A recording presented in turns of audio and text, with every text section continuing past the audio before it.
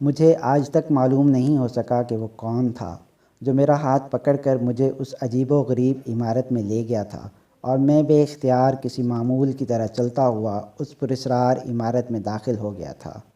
یہ ان دنوں کی بات ہے جب میں یونیورسٹی کا طالب علم تھا اور دین و مذہب سے دور ایک فیشنیبل نوجوان تھا، اور وہ عید الفطر کی چاند رات تھی۔ اس رات میں بہت خوش تھا اور بہت موڈ میں تھا۔ 29 کا چاند جو ہوا تھا، ہمارے ہاں 29 کے چاند کی بہت خوشی منائی جاتی ہے۔ معلوم نہیں یہ ایک روزہ کم ہونے کی خوشی ہوتی ہے یا عید کے ایک دن پہلے آ جانے کی۔ بہرحال مجھے تو دوہری خوشی تھی، ایک عید کی، دوسرا جیل سے رہائی کی۔ جی ہاں، جیل سے رہائی کی۔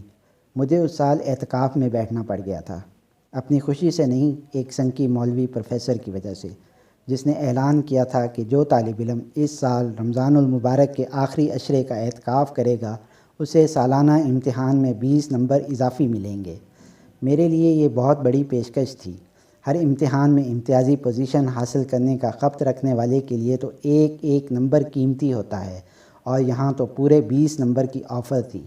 البتہ مجھ جیسا نوجوان جس کے لیے ہفتے بعد جمعے کے 2 فرضوں کے لیے بھی مسجد میں بیٹھنا دشوار تھا، اس کے لیے تو 10 دن مسجد میں گزارنے کسی جیل میں قید بامشقت کی سزا کاٹنے سے بھی زیادہ دشوار تھے۔ یہ دن میں نے کیسے گزارے یہ تو میرا دل جانتا ہے یا پھر میرا خدا جانتا ہے۔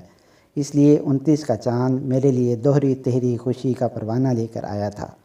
اسی لیے میں نے مسجد سے نکلنے کے بعد سیدھا گھر جانے کی بجائے باربر شاپ کا رخ کیا۔ میں سب سے پہلے ان 9 دنوں میں بڑھی ہوئی داڑھی کے بوجھ سے جان چھڑانا چاہتا تھا۔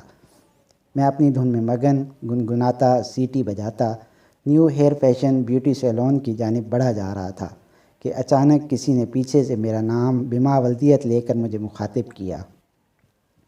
عبدالحسیب خان عبد المنان؟ آواز میں ایسی مقناطیسی کشش تھی کہ میں بے اختیار ٹھٹک کر رک گیا۔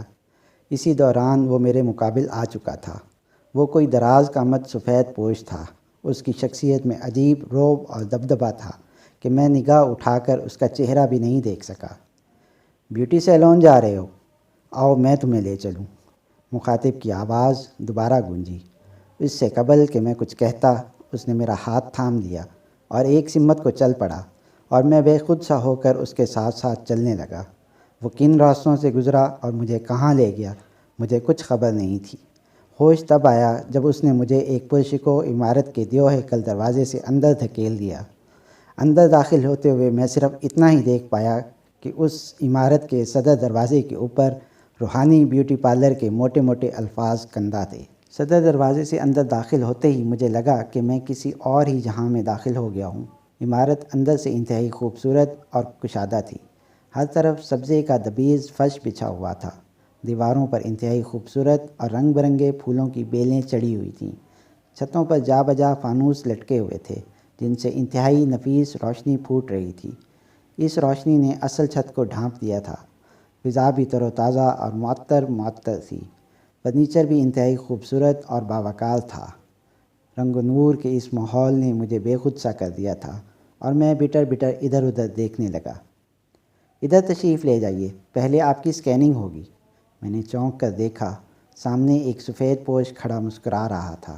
اس کا چہرہ شفاف اور دانت موتیوں جیسے تھے، اور سر پر بھی سفید عمامہ باندھا ہوا تھا۔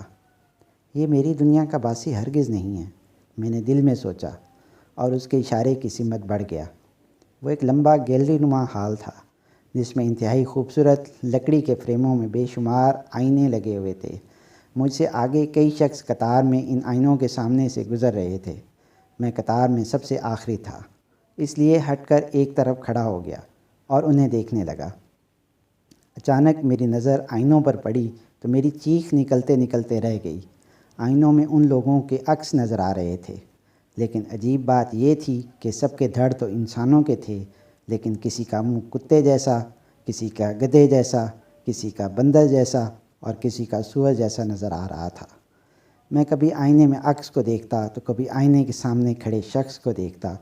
تب ہی کسی نے میرے کان کے پاس سرگوشی کی، یہ روحانی آئینے ہیں، ان میں انسانوں کو اپنی باطنی تصویر نظر آتی ہے، جس کا جیسا من ہوگا ویسا ہی اس کا عکس ہوگا۔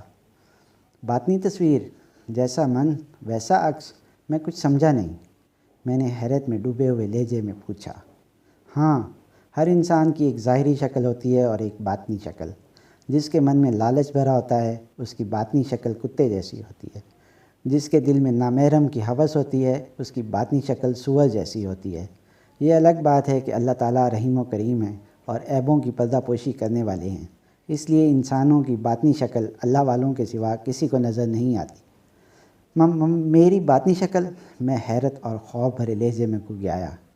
آگے بڑھو اور خود ہی روحانی آئینے میں دیکھ لو، جواب ملا۔ میں دھیرے دھیرے قدم اٹھاتا آگے بڑھا۔ میرے دل میں تجسس اور خوف کا طوفان ہلچل مچا رہا تھا اور میری دھڑکنیں بے ترتیب ہو رہی تھیں، اور جو ہی مجھے آئینے میں اپنا عکس نظر آیا میری تو چیخیں ہی نکل گئیں اور میں زور زور سے اپنے چہرے کو جھاڑنے لگا۔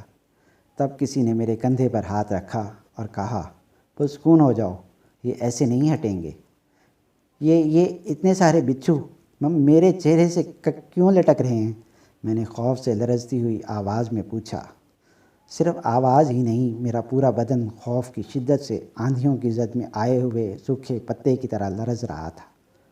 یہ بچھو نہیں، بلیڈ ہیں جو تم روز نبی علیہ الصلوۃ والسلام کی سنت پر چلاتے ہو، انتہائی سرد لہجے میں جواب ملا۔ یہ کیسے ہٹ سکتے ہیں؟ میں نے خوف سے ہکلاتے ہوئے پوچھا۔ روحانی بیوٹی پارلر کا مقصد ہی یہ ہے کہ لوگوں کی باطنی شکل کو سنوارا جائے، اسی لیے تمہیں یہاں لایا گیا ہے۔ وہ سامنے روحانی حوض ہے، وہاں جاؤ اور غسل توبہ کرو، جواب ملا۔ میں بے اختیار حوض کی سمت دوڑ پڑا۔ سفید سنگ مرمر کا پیالہ نما حوض انتہائی خوبصورت اور شفاف تھا۔ میں نے آؤ دیکھا نہ تاؤ حوض میں کود پڑا۔ لیکن یہ کیا؟ حوض تو بالکل خشک تھا، میں غسل کیسے کروں؟ ابھی دل میں یہ خیال پیدا ہوا ہی تھا کہ حوض کے کنارے وہی سفید پوش کھڑا نظر آیا۔ وہ مسکرا رہا تھا، شاید میری حالت سے لطف اندوز ہو رہا تھا۔ مجھے اپنی طرف متوجہ پایا تو یوں گویا ہوا، نادان لڑکے، یہ غسل توبہ کا حوض ہے، اسے پہلے ندامت اور اللہ کے خوف کے آنسوؤں سے بھرنا پڑتا ہے، پھر اس میں غسل کیا جاتا ہے۔ واقعی میں کتنا نادان ہوں، اتنی سی بات بھی نہیں جانتا، لیکن میں آنسو کہاں سے لاؤں؟ میں نے تو آج تک کبھی اس بارے میں سوچا بھی نہیں، کبھی اللہ کے خوف سے رویا ہی نہیں۔ یا اللہ، آپ ہی میری مدد کیجئے، چند آنسو ہی عطا کر دیجئے۔ عجیب بے بسی کے عالم میں نے اپنے رب کو پکارا اور پکارتا ہی چلا گیا، اور مجھے خبر ہی نہ ہوئی کہ کب میری بے بس اور بے قرار آنکھوں سے آنسو بہے اور کب وہ حوض بھر گیا۔ مبارک ہو، آپ کا غسل توبہ مکمل ہو گیا ہے، اب باہر نکل کر نئے کپڑے پہن لیجئے۔ میں نے چونک کر سر اٹھایا تو وہی سفید پوش کھڑا تھا اور اس کا چہرہ خوشی سے دمک رہا تھا۔ اسے مسکراتا دیکھ کر میرا دل بھی انجانی خوشی سے بھر گیا۔ لیکن نئے کپڑوں سے کیا مراد؟ میں نے حیران ہو کر پوچھا۔ ہاں بھائی، غسل توبہ کے بعد تقویٰ کی پوشاک پہنی جاتی ہے، پھر ہی توبہ کامل ہوتی ہے، زیر لب مسکراہٹ کے ساتھ بتایا گیا۔ تو پھر یہ بھی بتا دیجئے کہ تقوی کی پوشاک کیسے حاصل ہوتی ہے؟ میں نے خوش دلی سے پوچھا۔ بہت آسان ہے، ندامت کے آنسوؤں سے غسل توبہ کرنے کے بعد دل میں پکی نیت کر لیجئے کہ میں آج کے بعد کبھی بھی اپنے علم اور ارادے سے گناہ نہیں کروں گا۔ بس اتنی سی بات سے تقوی کی پوشاک آپ کے باطنی وجود کا حصہ بن جائے گی۔ میں نے اسی وقت گردن جھکا کر دل میں نیت کی اور حوض سے باہر نکل آیا۔ اب آپ اس طرف چلے جائیے۔ سفید پوش نے مجھے حوض سے باہر نکلتے دیکھ کر ایک سمت میں اشارہ کیا اور میں دھیرے دھیرے قدم اٹھاتا اس طرف بڑھ گیا۔ سامنے ہی ایک دیو ہیکل دروازہ تھا جس کی بلندی آسمان کو چھو رہی تھی۔ دروازے کے اوپر باب الخروج کے الفاظ درج تھے۔ میں خرامہ آگے بڑھنے لگا تاکہ دروازہ عبور کر کے باہر نکل جاؤں۔ تبھی کسی نے سختی سے میرا ہاتھ تھام لیا اور کڑکدار آواز میں بولا، ٹھہرو، ابھی تم باہر نہیں جا سکتے، ابھی تمہیں فائنل ٹچ دینا باقی ہے۔ میں نے گردن گھما کر دیکھا، وہ ایک درست چہرے والا سیاہ پوش تھا، اس کے چہرے سے سرد مہری صاف ٹپک رہی تھی۔ مجھے اس کی شکل دیکھ کر ہی خوف آنے لگا۔ میں خوف زدہ لہجے میں گگیایا، لیکن میں تو غسل توبہ کر کے تقویٰ کا پوشاک پہن چکا ہوں۔ ہاں، لیکن جھوٹ، غیبت، حسد، کینہ اور بغض جیسی باطنی خباثتیں ابھی باقی ہیں۔ اتنا کہہ کر اس نے اپنے ہاتھ کی گرفت مضبوط کی اور گھسیٹتے ہوئے مجھے ایک سمت کو لے جانے لگا۔ قریب تھا کہ وہ مجھے ایک ایسے کمرے میں دھکیل دیتا جہاں سے خوفناک اور دل دہلا دینے والی چیخوں کی آوازیں آ رہی تھیں کہ وہی سفید پوش نمودار ہوا اور نرمی سے میرا ہاتھ اس درست خو پہلوان کی گرفت سے چھڑاتے ہوئے کہنے لگا، یہ تمہارا کام نہیں ہے، ان امراض کا علاج ہم اپنی دنیا میں خود کر لیں گے۔ ہماری دنیا میں اللہ والوں کی خانقاہیں اسی مقصد کے لیے قائم ہیں۔ اب اسے اپنی دنیا میں جانے دو۔